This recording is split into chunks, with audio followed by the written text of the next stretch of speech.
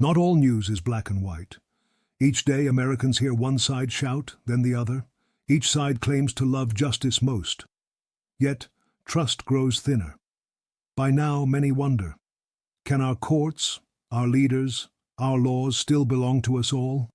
Or have those in power turned justice into another weapon, just another flag in our long, tired war of sides? History has seen this before. It has seen proud nations lose their faith, not in law alone, but in one another. When faith slips, it does not always roar. Sometimes it withers as a quiet doubt at the edge of every breakfast table, or in the hush before the gavel falls. Picture a long wood table in a small-town courthouse, sunlight slanting through dusty windows. On one side sit officials, crowded by folders and digital screens. Across from them, everyday folks stand in quiet, with questions their hearts hardly dare to ask. Will justice see me today, or only some stranger's cause? Last week on Capitol Hill, the nation saw another table. A hearing that was meant as oversight, but became a battlefield of hard words and blame. The Attorney General, Ms. Bondi, appeared before the People's Congress. The subject before them was heavy. Not just the files of a disgraced man, but whether our highest court can separate mercy for victims from hiding truth about the powerful. The committee's hall grew tense. Some accused Ms. Bondi's office of hiding too much, redacting the names not only of those in need, but perhaps also of those shielded from shame. Others praised her, saying she had brought the department back to its real mission and that too many had wronged it before. Voices soared, crossed, and tangled, yet above all, what echoed was this: do we still have a justice system for the people, or do we now serve the people in office? Think of a single parent standing in her living room, the news murmuring in the background. Her child asks, "Mom, what is justice?" She hesitates. Does she speak with hope or with caution? In that moment, the strength of a nation shows itself. Not in the halls of Washington, but at kitchen tables everywhere, where parents teach right from wrong. Much has been said about secrets and files, and who gets to draw the black bars over names and stories. Some redaction is kindness. It keeps pain and shame private for victims who need peace. But use that same dark ink to hide wrongdoers, and what should shield the small now protects the mighty instead. I have lived long enough to see that when secrecy grows, so does suspicion. At first, it whispers that something is amiss. Left unheeded, it shouts. The founders built our government to guard against this very thing, to stop one hand from holding all the cards, to give each power a mirror in the eyes of the other. Imagine a voter in a rural county, walking up courthouse steps in the cool dawn. Flags hang limp, doors creak open. She casts a vote not for a party, but in the deep hope that law, above all, remains blind and fair. This is not a vain hope. The Republic can be saved. We struggle on the edge of two duties. First, protect the innocent. The names and stories of those who suffered deserve quiet and care. No headlines, no more pain for the sake of curiosity. Second, demand light for the rest. When the same hand that shields victims also covers up abuse of power, it calls for judgment, not excuse. The hearing grew bitter. Some demanded full transparency. Others warned of theatrics. But what truly is at stake? Only this: whether the doors of justice are meant to swing open for all, or only for the trusted few. Picture a survivor support group gathered around a church basement table. Their voices are soft. They want more than words. They want proof promises are kept, protection is real, and truth is not for sale. Each party accuses the other of using justice as a sword, a way to hurt foes and guard friends. Both make a kind of case.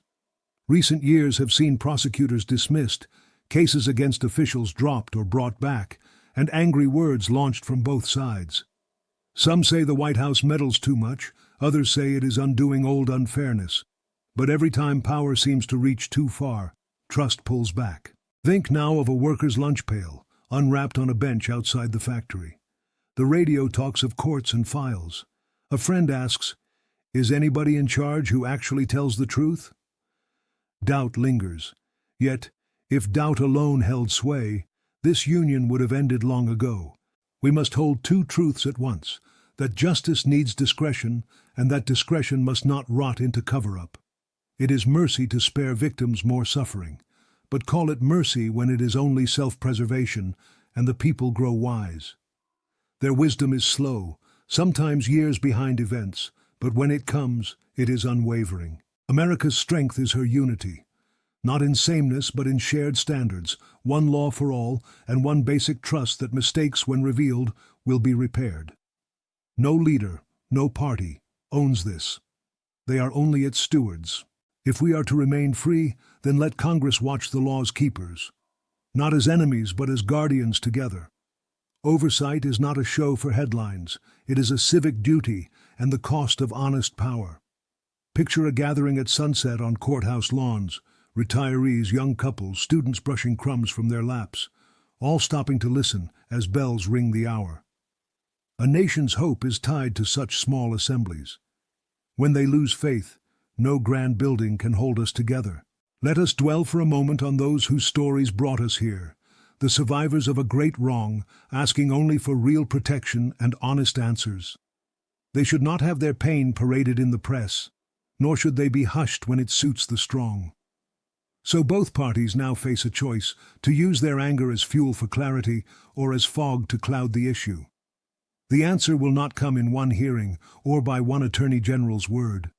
It will be found, day by day, as Americans choose between suspicion and steady resolve. This is not the first time our nation has wrestled with such choices, nor will it be the last. Imagine a school gym used as a polling place, folding chairs, worn basketball lines, a handful of volunteers setting up coffee.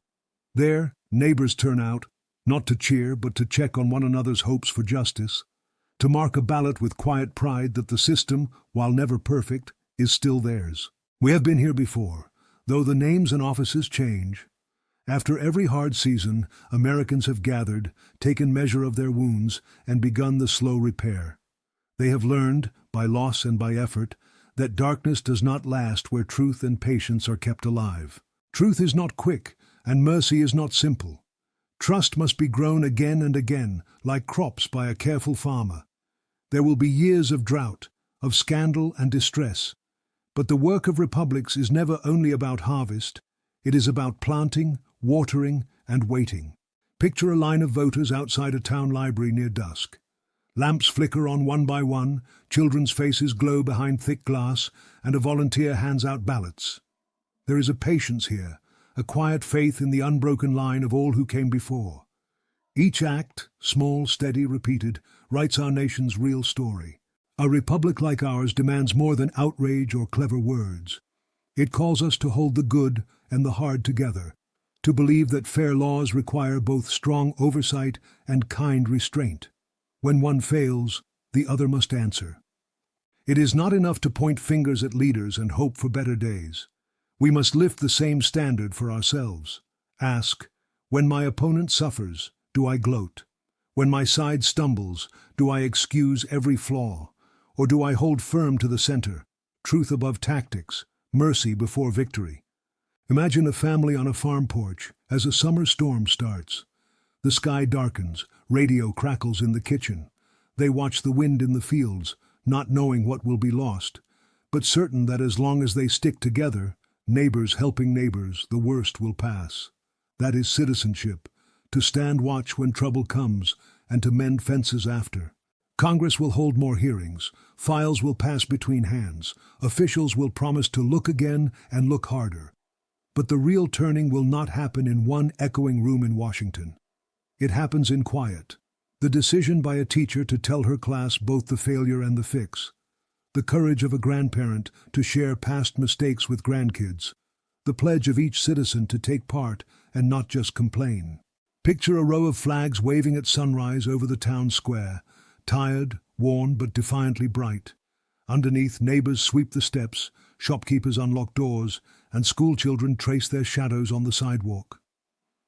The day begins again, and with every start, we inherit the unfinished task, to keep the Republic honest and ourselves worthy of its promise. There is no magic moment when trust returns at once. It comes by inches, first as a question asked in hope, then as an answer given with care. Step by step, a people can move from suspicion toward repair. But only if we make room for truth, and forgive the faltering steps of those who try, fail, and try again. Not all news is black and white. America's strength is her unity. Unity not in anger, but in a stubborn refusal to give up on the law, on each other, on what is right. The founders could never guarantee peace or perfection, but they trusted in our willingness to strive. And they trusted we would teach our children in every small kitchen and classroom what it means to be just. Picture an old judge turning off his desk lamp late at night, case files set aside. He looks out the window to empty streets, lamplight shining on rain-slick pavement. He knows justice is slow. Still, day by day, he trusts the next generation will not forget the lessons, nor the cost of keeping it alive. As we pick our path forward, let us not pretend every wound can heal quickly. But let us remember, history has seen this before, and the Republic can be saved. It is saved not by perfect leaders or flawless systems, but by people who refuse to let cynicism win, who seek light in honest questions, and who hold mercy and justice in equal measure. So I leave you with a thought as dusk settles over your street, your porch, your place in this grand, imperfect republic. What will you do with your doubt? Will you let it sour into blame, or turn it into the careful work of watching, hoping, and acting together? The answer, as always, remains in your hands.